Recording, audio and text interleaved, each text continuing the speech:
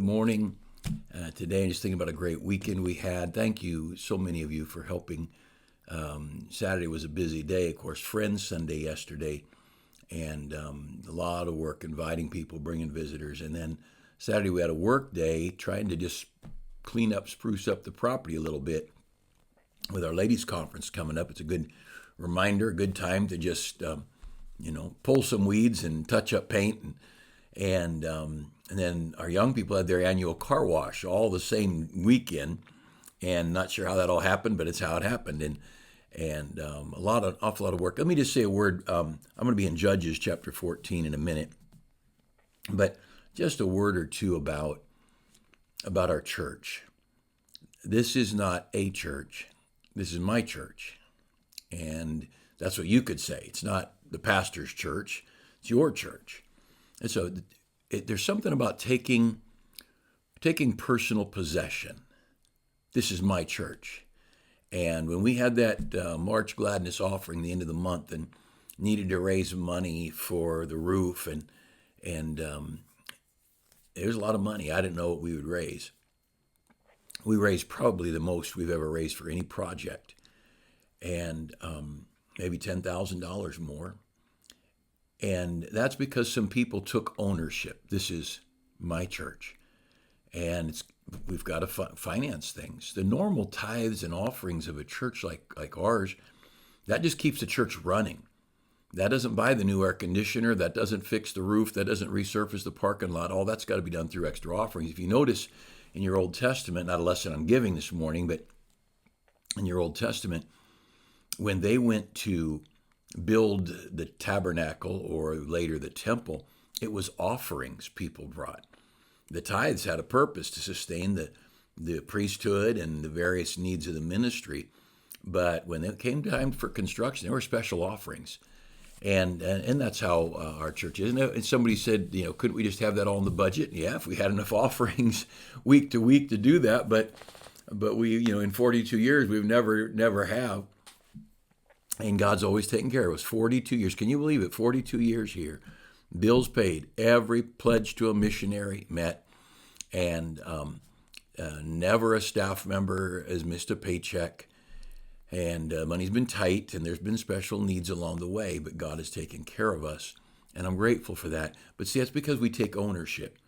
When we start talking about that group of young people, 40, 50 teenagers that sing on Sunday morning and Wednesday night, let's take ownership. That's my youth group. That's our youth group. Look at those kids and pray for them.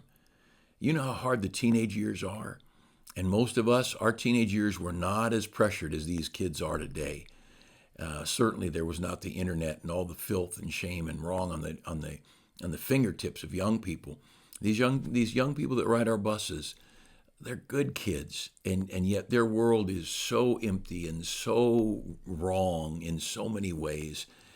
It's our job. Take ownership of those kids. Pray for them. Be good to them. If they're trying to, sell candy bars, buy a candy bar. We sold a lot of candy bars. With 4 children going through our Christian school, we've spent a lot of time selling candy bars. And I just made a decision, if a kid's selling something out in front of a store, I'm going to help. And one day I was out and they're selling this big this like little snack-sized candy bars, like 4 or 5 of them, a big pack for $7. I thought, I'm not giving you $7. I don't even know what organization it was. I gave them $2 like I would to buy a candy bar. I said, keep your candy, here's $2.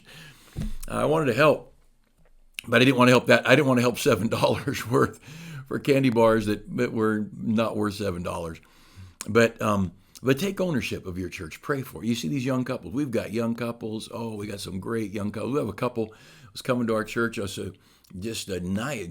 Good looking together. I just thought I think the world of this couple, and they're new in the last few months. And I went over to the gal on, recently in the last few weeks, just to say hi, and she just smiled, just glowing. She said, we got married. And I said, well, congratulations. I didn't know they weren't married. At least I don't think I did. And they've got a little guy or girl. I forget the guy. They got a child. But you know what? They got saved. And you get saved, you get baptized, and you start growing as a Christian, and you start fixing things. One thing at a time. That was last week, Sunday morning, I preached on Romans 14. You just start growing. And I love that. See, couples like that, they're the future of our church. And so take ownership. You that like our age, us in our 60s and 70s, see these young couples pray, oh God, help them, have mercy on them, strengthen them, help them to get in their Bible, help them to say no to sin. Pray for these young people. And again, when something happens like this car wash, get involved. If you can sponsor a teenager for a little bit, do that. But at least you can drive your car through. I took my truck through, then I went and got my mom's car and drove it through. And man, we can get our cars washed, I didn't with my knees like they are right now, but normally I'd be out helping wash cars. This is probably the first year I didn't help washing cars. And you say, well, you're the pastor. Yeah, it's my church. It's my youth department. I'm a part of this thing. It's ours. And if we're going to have a big day, I want to be a part of getting out and making it happen. If we're going to have friend day, I talk to people about friend day, and boy, I want my friends here, and I want to be a part of this thing. And so take ownership of your church. It's your church. Now, I'm going to read a verse or two here in Judges 14. I want you to follow along with me. And Samson went down to Timnath and saw a woman of Timnath of the daughters of the Philistines. And he came up and told his father and his mother and said, I've seen a woman of Timnath of the daughters of the Philistines. Now therefore get her for me to wife. And his dad said, can't you find a Jewish girl, an Israelite girl, a Hebrew girl? Can't you find one of your own people? Are you going after some Philistine? There are enemies. What are you thinking, Samson? And of course, God had a hand in some of these things. But Samson's motive was this: I want her. And you go down a little bit further, and he says, she pleased, down at verse 7, and he went down and talked with the woman. So he hadn't even talked to her before, it didn't appear. Now in verse 7, he went down and talked with her, and she pleased Samson well. If I just take a moment, and I'm going to share a verse or two in Proverbs chapter 2 in a minute. But, this little phrase, I care a lot, or I care deeply. How many teenagers, they're just in love.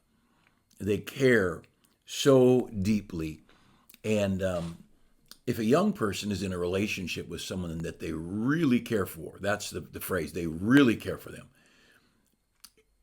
Is it wrong for anybody to explain the dangers and the risks? That they really care for somebody, does that justify?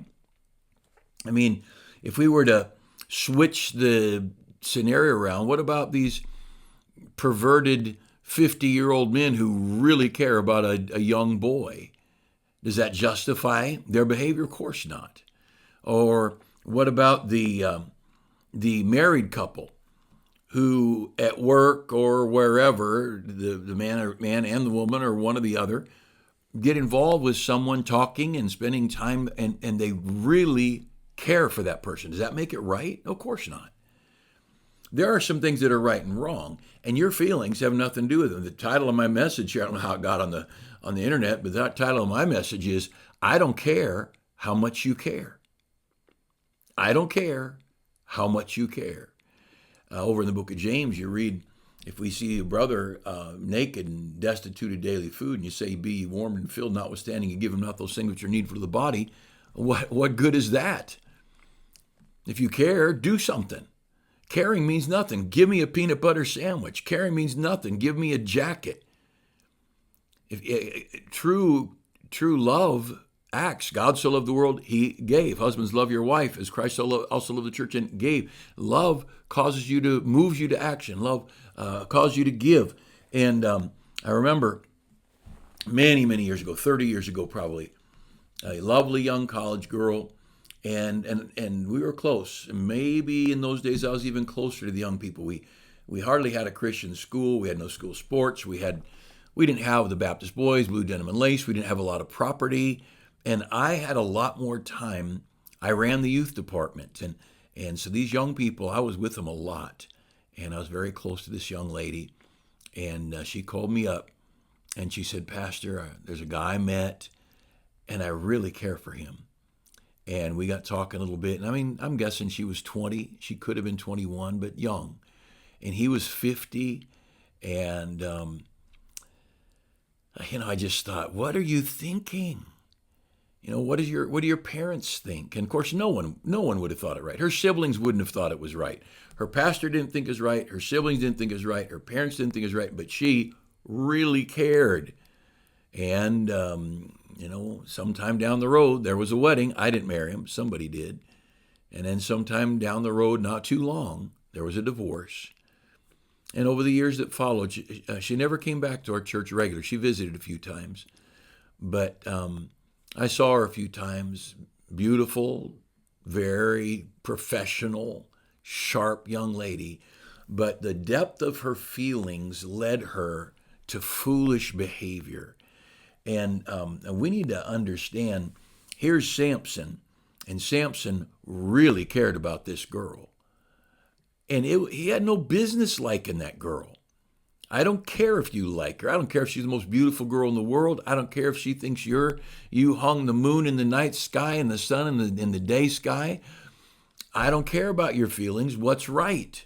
There are things that are right and wrong in the eyes of God and even in the eyes of men. We have moral standards and beliefs and different cultures. We read about Muslim people where they take some old guy's got a handful of different wives and he's got a 12-year-old girl he buys or brings into his harem, and nobody believes that's right.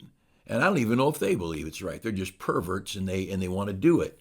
But there are things, you see, if you look at Proverbs chapter 2, it says this, my son, if there's an if, receive my words, hide my commandments with thee. I'm skipping some in between, but these are the verbs, things you're supposed to do. Receive my words, hide my commandments, incline thine ear unto wisdom, apply thine heart to understanding. Yea, he's adding again, if thou criest after knowledge, liftest up thy voice for understanding, seek, another if, verse 4, seek her as silver, search for her as for hid treasure, then shalt thou understand the fear of the Lord and find the knowledge of God. You want to find truth, you want to find knowledge, you're going to have to work at it.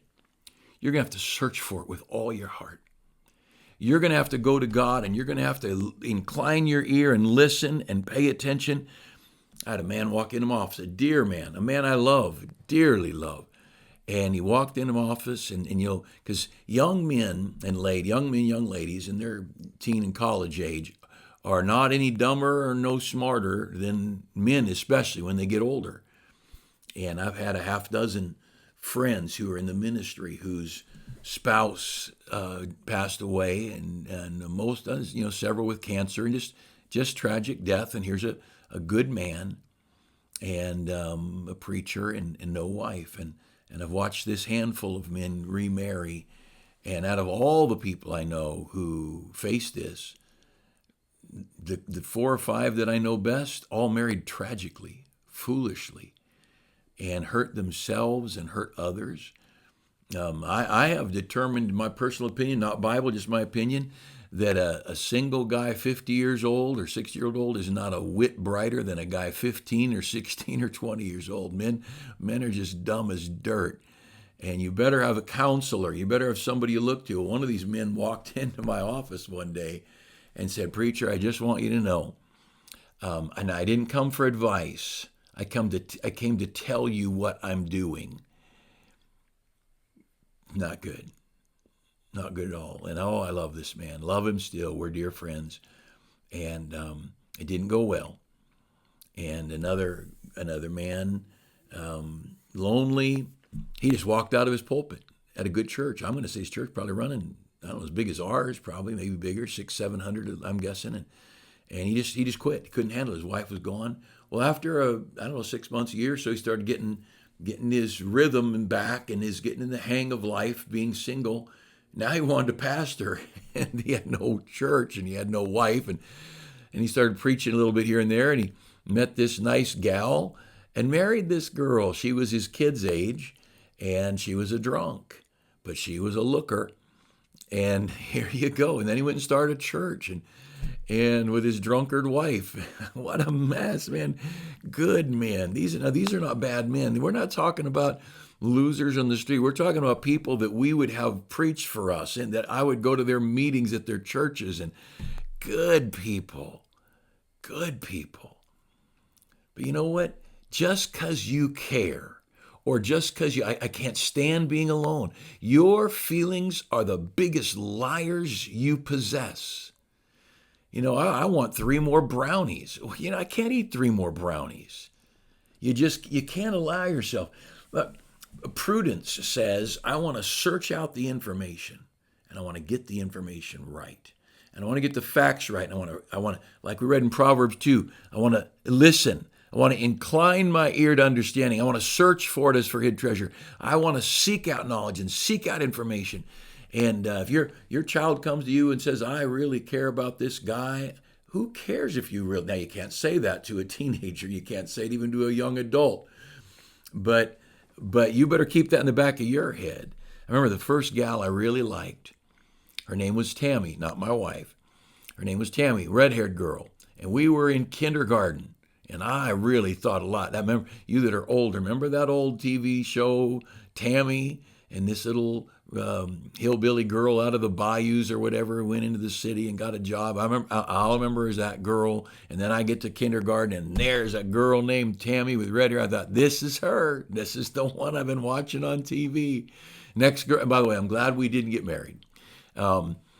Next girl I really liked was my first or second grade teacher. I can't remember which one it was. I think it was first grade teacher, but it's been a long time since I was there. Someone is making a decision because they really want something. Unless it's second helpings at ice cream or, mashed potatoes and gravy, I'd like some more of that. Don't trust your feelings. Just don't trust your feelings. I didn't allow my kids to keep coming back bugging me about something. If I gave you my answer, then that's my answer. For you to come and ask again means you think I was wrong and that you were right. So you come to me a second time and I say no. And that means you think you were right and I was wrong. And then you come to me a third time and say, could we? And what am I supposed to say? Oh, I've been enlightened. You're the one who's right, and I'm the one who's wrong. Of course, the thing you're thinking is the right thing. I can't say that. But at that point, I also understand, as a pastor, I'm probably not going to win this battle. I'd rather be friends with you while you crash than have you not be close to me and have you go do it and crash anyway. And so I'm very likely to say like this, give it a shot. Maybe give you a couple of guidelines, give it a shot so you can do. And I love you and I care about you. But look, your feelings going to lie to you. And every one of us need to understand your feelings are the biggest liars you have. And we've got to be so very careful. You remember the preacher in the Old Testament who had a chance to get some big money and he had to curse Israel and named Balaam, and he went to God and said, what do you think? God said, no, don't go with them and don't curse them, and I don't want you to have anything to do with them. And he said, sorry, I can't. They came back with more money. And he said, let me ask God again. Maybe he's changed his mind. No, God didn't change his mind. And that was a horrible story.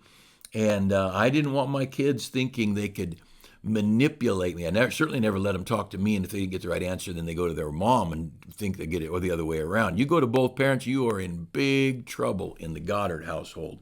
I'd even go so far as to say this. In fasting and prayer, you can change the mind of God. But I would be very careful about that. I would fast and pray for what I want, but I'd always bring in the caveat. But Lord, like Jesus said in the garden, nevertheless, not my will, but thine be done.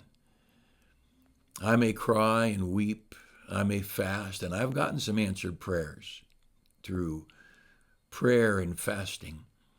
And there's been some things God's done for me so wonderful. But I try, and even more so as I've gotten older, God, I want your will. God, I want you happy. God, this, I would like this, but God, I don't know what's right.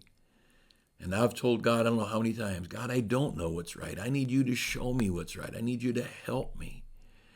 And so, doesn't matter how much I want it. Doesn't matter how, I really care for them. Who cares if you really care for them? How often has, somebody gotten involved with someone at work or someone that they weren't married to because they developed feelings for someone that were illicit feelings. You have no business developing a relationship with someone that you're not married when you're married to another person. And you can't do that. It's that I really, those really, really wanted things, those are the things that send you off into all kinds of drugs and liquor or prostitution or criminal gambling, whatever it might be. Look, let's don't trust our feelings. I don't care how much you care. I do care what's right. And could we just labor to have it that way?